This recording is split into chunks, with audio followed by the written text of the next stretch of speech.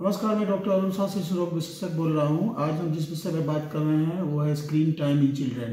कि बच्चों में स्क्रीन टाइम कितना कितना हद तक फ़ायदेमंद है, कितना नुकसानदेह है, इसका क्या परिणाम है, क्या कि हमें पेरेंट्स को क्या करना चाहिए, पेरेंट्स को इस विषय में, और इसके जो दुष्परिणाम है इसके बारे में हम चर्चा करेंगे। और कैसे हम जानेंगे कि हमारे बच्चे जो हैं वो अगर इसकी लत लगी हुई है तो इसको हम लोग कैसे इसको कम करें।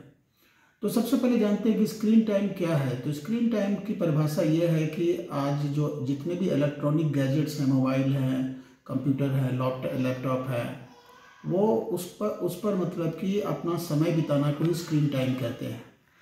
तो स्क्रीन टाइम का मतलब हुआ कि अगर आप कोई बच्चा या बड़े जो भी लोग हैं वो टीवी देख रहे हों, कंप्यूटर पर काम कर रहे हों और लैपटॉप पर काम कर रहे हों, मोबाइल पर काम कर रहे हों, तो इसका मतलब हुआ कि वो कि स्क्रीन टाइम के अंतर्गत ही आवेगा।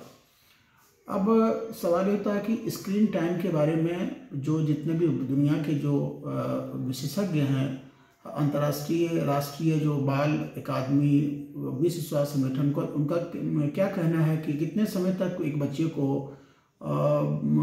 स्क्रीन टाइम देना चाहिए।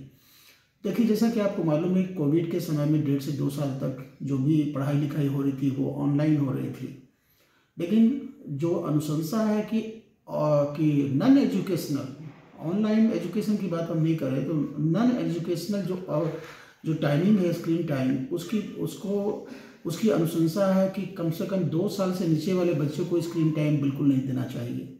वो किसी से आप दूर से कि वीडियो चैटिंग कर सकते हैं, जैसे ग्रैंड पेरेंट्स कहीं और रहते हैं, फादर कहीं और है, लेकिन उनको कि स्क्रीन की आदत नहीं डालना चाहिए। क्योंकि यहाँ में हम जानकारी देना चाहेंगे कि जन्म से लेकर के 5 साल तक, खास करके 2 साल तक के बच्चे का ब्रेन का डेवलपमेंट मैक्सिमम होता है और इसलिए उस पर प्रतिकूल प्रभाव पड़ता है स्क्रीन टाइम से। इसलिए जन्म से लेकर 2 साल तक किसी तरह भी स्क्रीन टाइम नहीं देना चाहिए। 2 साल से 5 साल तक का जो रिकमेंडेशन है वो है कि 1 घंटे का समय दिया गया है नॉन एजुकेशनल, जैसे कि अगर वो क्लास नहीं कर रहा है तो 1 घंटा से ज़्यादा उसको नहीं स्क्रीन टाइम पर देना है। 5 साल से ऊपर वाले बच्चों को मैक्सिमम 2 घंटा। अब आइए कि साहब वस्तु स्थिति क्या है। वस्तु स्थिति जो है वो बिल्कुल इससे अलग है। वस्तु स्थिति है कि आज की तारीख में चाहे घर में जितने लोग हैं वो स्क्रीन टाइम एवरेज 4, 5, 6 घंटा, 7 घंटा, यहाँ तक कि 11, 11, 10 घंटा तक देखते हैं। और इसकी वजह से ये जो है मॉडर्न एज है, डिजिटल एज है, और हम जानते हैं कि इलेक्ट्रॉनिक गैजेट के बिना अब शायद जीवन संभव नहीं है। हम लोग के लिए वो एक आवश्यक दिनचर्या हो गई है। मोबाइल पर चेक करना, कंप्यूटर चेक करना, कंप्यूटर पर अपना सब कुछ देखना या टीवी देखना, ये एक बहुत ही कि इंडिस्पेंसेबल जीवन का एक हिस्सा बन गया। लेकिन हमको ये भी जानना है कि बच्चों में आखिर में या बड़ों में भी आखिर में कब स्क्रीन टाइम लिमिटेशंस क्यों जोड़ी है। इसलिए अब आते हैं कि साहब कि अगर स्क्रीन टाइम अगर अनुसार जो रिकमेंडेड टाइम से अगर ज़्यादा है समय में बच्चा देखता है, जैसे मैंने औसत बच्चा अगर 4 घंटा 5 घंटा स्क्रीन टाइम अनमॉनिटर्ड देखता है तो उसका क्या दुष्परिणाम होता है। तो सबसे पहला दुष्परिणाम है कि जो बच्चा स्क्रीन टाइम टीवी के सामने या मोबाइल के सामने दिन भर बैठ करके सीडेंटरी एक्टिविटी करता है, बैठा रहता है और खाता रहता है, तो सबसे पहले यह है कि उसका वजन बढ़ता है, मोटापा का शिकार होता है। मोटापा के जितने गंभीर परिणाम हैं जो मैंने पिछली बार बताया कि हृदय रोग, डायबिटीज़, स्ट्रोक, अस्थमा, जितनी सारी बीमारियां होती है वो मोटापा की वजह से होती है, लैक ऑफ सेल्फ स्टीम वगैरह सब। तो मोटापा एक बहुत बड़ा कारण है, बहुत बड़ा परिणाम है कि आप स्क्रीन टाइम ज़्यादा समय देते हैं। जो बच्चे दिन भर टीवी देखते रहते हैं, मोबाइल पर ग्लूड रहते हैं, बाहर खेलते कूदते नहीं हैं। दूसरा है कि जो बच्चे ज़्यादा स्क्रीन टाइम पर समय देते हैं उनके आँख की रोशनी पर प्रभाव पड़ता है, यानी उनको रिफ्रैक्टिव एरर्स होता है। अब देख रहे हैं कि आए दिन बच्चों को चश्मा लग रहा है। अगर किसी को चश्मा लग रहा है तो उसका पावर बढ़ रहा है, उसके सर में दर्द है, उसके गर्दन में दर्द है, उसके पीठ में दर्द है, ये सब पोस्चरल पेन है। तीसरा है कि निद्रा, नींद खास करके देखा गया है कि जो बच्चे रात में समय पर नहीं सोते हैं, लेट नाइट अगर स्क्रीन टाइम से ग्लूड रहते हैं, चिपके रहते हैं, तो उनकी स्लीप बहुत ही मतलब कि डिसरप्टेड होती है, उनकी नींद अच्छी नहीं होती है, उनकी नींद प्रॉपर नहीं होती है, डीप स्लीप नहीं होता, क्योंकि जो स्क्रीन से जो लाइट निकलती है वो लाइट जो है वो ब्रेन पर एडवर्स इफेक्ट डालती है। इसलिए उसकी निद्रा सही नींद नहीं आती है, डीप स्लीप में बच्चा नहीं जाता। जैसा कि हम सभी जानते हैं कि डीप स्लीप कितना जरूरी है शरीर के अंदर में जितने भी ऑक्सीडेंट रेडिकल्स है उसको क्लींस करने के लिए, ताकि दूसरे दिन जब वो जगे तो बिल्कुल अपने आप को फ्रेश महसूस करे। जिसकी नींद पूरी नहीं होती वो दूसरे दिन भर आलस महसूस करता है। उसके बाद हम बात करेंगे कि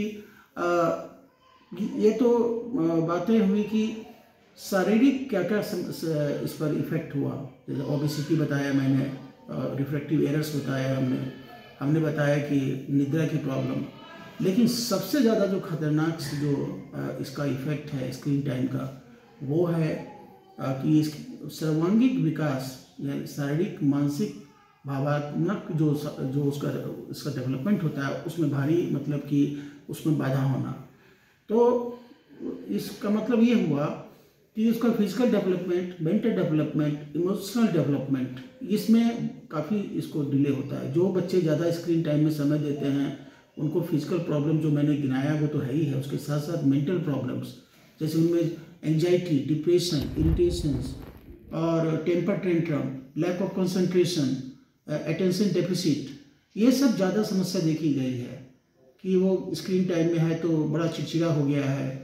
अगर आप कोई बच्चा अगर मोबाइल देख रहा है, अगर आप उसके हाथ से छीन लीजिए तो उसका रिएक्शन देखिए, तो ये मेंटली वो काफ़ी डिसरप्ट होता है। पढ़ाई लिखाई में भी देखा गया कि एवरेज जो बच्चा है जो है इस तरह का जो स्क्रीन टाइम समय देता है उसका ग्रेडिंग कम है, स्कॉलिस्टिक अचीवमेंट्स कम है, उसके मार्क्स कम है, कॉग्निटिव फंक्शंस में उसकी प्रॉब्लम होती है, वो इंटरेक्ट नहीं करता है लोगों से, तो जो जनरल लाइफ में जो स्किल्स डेवलपमेंट होता है उससे वो वंचित रह जाता है। तो कहने का मतलब कि हर तरह से बच्चे के विकास में ये बाधा डालता है। अब इतना दुर्भाग्य की बात है कि इतनी बात की कोई जानकारी पेरेंट्स को भी नहीं है कि कितने देर तक बच्चों को स्क्रीन टाइम में छोड़ना चाहिए, क्योंकि मुझे लगता है कि सबसे ज़्यादा दोषी जो हैं वो पेरेंट्स ही हैं।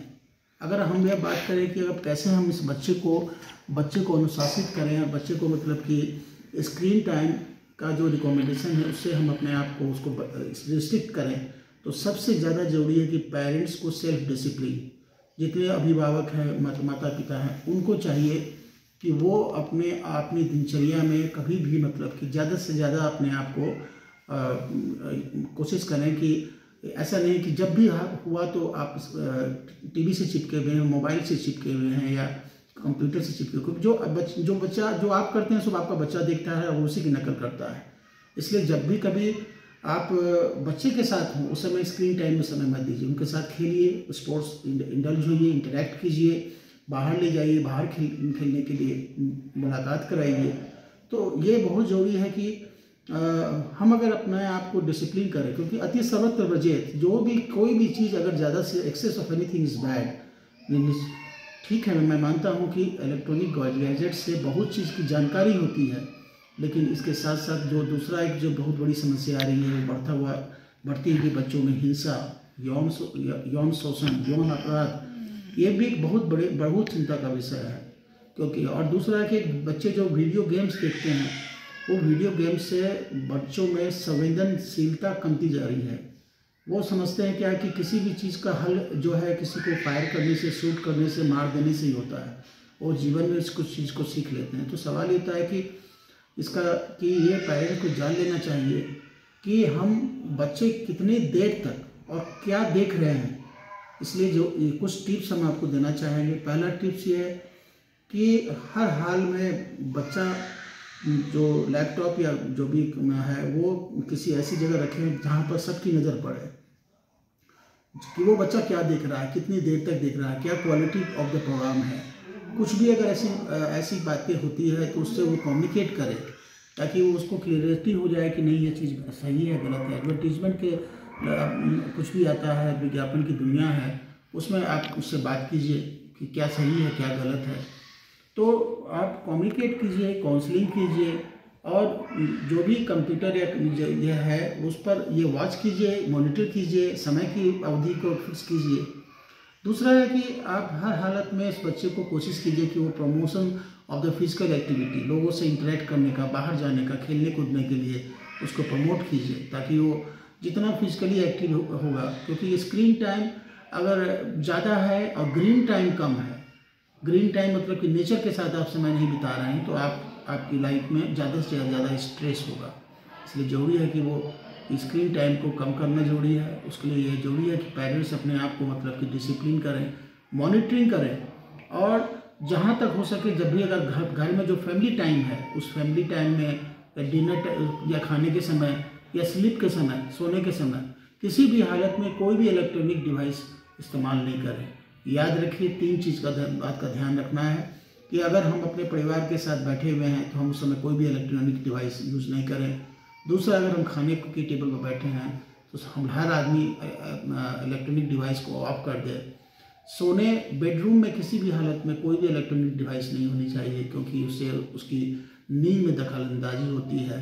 चौथा है कि प्रॉपर कम्युनिकेशन एंड काउंसलिंग, कि हम बच्चों में हमारे लिए क्या सही है क्या गलत है। And the quality of the programme must be monitored, because की जितनी भी राइजिंग जो वायलेंस हो रहे हैं, सेक्सुअल क्राइम्स जो बढ़ रहे हैं, वो निश्चित रूप से स्क्रीन टाइम या मीडिया की वजह से एक बहुत बड़ा कारण है। आशा करते हैं कि ये आपको जो वीडियो है आपको सब पसंद आया होगा, और मुझे लगता है कि आने वाले समय में आप इसको नज़र रखेंगे और अपने बच्चे को स्क्रीन टाइम के बेनिफिट्स और इसके डेंजर्स के बारे में बताएंगे। धन्यवाद, नमस्कार।